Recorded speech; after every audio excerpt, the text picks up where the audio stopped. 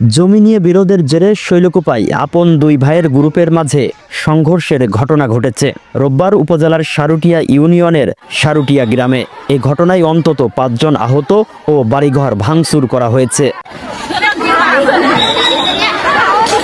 স্থানীয় সূত্রে জানা যায়, মৃত বশারত মণ্ডলের দুই ছেলে আহমদ মণ্ডল ও হিলাল মণ্ডলের মধ্যে দীর্ঘদিন ধরে জমি নিয়ে বিরোধ চলে আসছিল। একই সঙ্গে রাজনৈতিক মতবিরোধ থাকায় সম্পর্ক আরও তিক্ত হয়। রোববার সকালে জমির আইল কাটা নিয়ে কথা কাটাকাটির এক পর্যায়ে তারা দেশীয় অস্ত্র নিয়ে সংঘর্ষে জড়িয়ে পড়ে। খবর পেয়ে পুলিশ ঘটনাস্থলে গিয়ে পরিস্থিতি নিয়ন্ত্রণে আনে। এ ঘটনায় উভয় গ্রুপের অন্তত ৫ জন আহত হয়েছে। আহতদের উপজেলা স্বাস্থ্য কমপ্লেক্সে ভর্তি করা হয়েছে।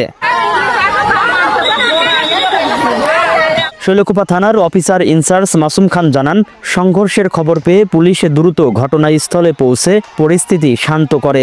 বর্তমানে পরিস্থিতি পুলিশের নিয়ন্ত্রণে রয়েছে।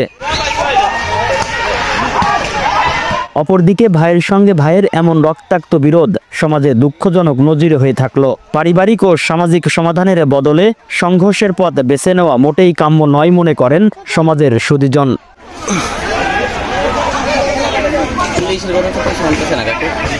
আরে এখন পুলিশের সেই পাওয়ার আছে নাকি? পুলিশ কি করবি? পুলিশ থামাই নেওয়ার চেষ্টা করতেছে।